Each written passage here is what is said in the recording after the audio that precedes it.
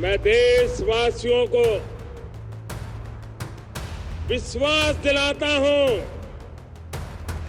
कि देश सुरक्षित हाथों में है।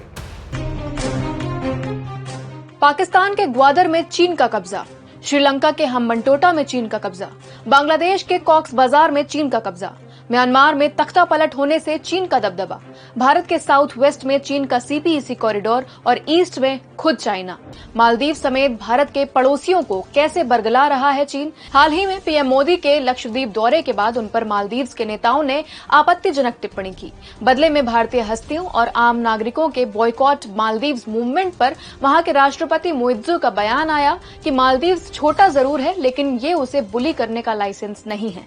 साथ ही 15 मार्च तक भारत को वहां से सेना हटाने का अल्टीमेटम भी दे दिया। ध्यान देने वाली बात यह है कि इस तरह का तीखा बयान राष्ट्रपति मुइज्जू के चीन दौरे के बाद आया है।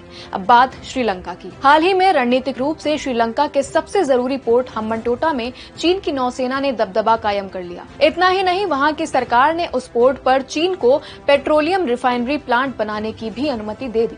श्रीलंका के कोलंबो पोर्ट में भी चीन की लाखों डॉलर की इन्वेस्टमेंट भारत के लिए चिंता का विषय है। सितंबर 2023 में ही नेपाल और चीन के बीच 7 MOU समेत 12 समझौते हुए। नेपाल के पीएम पुष्प कमल दहल प्रचंड के चीन दौरे के बाद ट्रेड, रोड कनेक्टिविटी, IT जैसे सेक्टर्स में दोनों देशों के बीच बायलैटरल रिलेशंस को नया आयाम मिला है। बांग्लादेश में भले ही पीएम शेख हसीना भारत के साथ हों, लेकिन वहां के इंफ्रास्ट्रक्चर डेवलपमेंट में चीन का योगदान भारत के लिए चिंता का विषय है।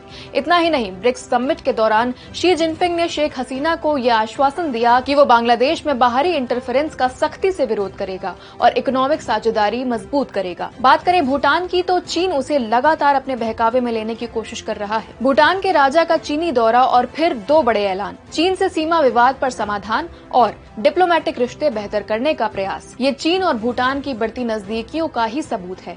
चीन के भूटान मोह की सबसे बड़ी वजह है डोकलाम। डोकलाम अगर चीन का हो गया तो भारत में घुसपैठ बेहद आसान होगी। म्यांमार में तख्ता पलट के बाद स्थिति बेहद खराब है। वहाँ के रेफ्यूजीज के विरोध की वजह से म्यांमार भी भारत के साथ नहीं खड़ा दिखता। इसका फायदा चीन जरूर उठाने का प्रयास करेगा। अफगानिस्तान में तालिबान का राज है। तालिबान सरकार ने कभी चीन का विरोध नहीं किया और चीन ने कभी तालिबान सरकार का। जानकार कहते हैं कि दोनों के बीच एक मूक समझौता है जिसका शिकार भारत होगा।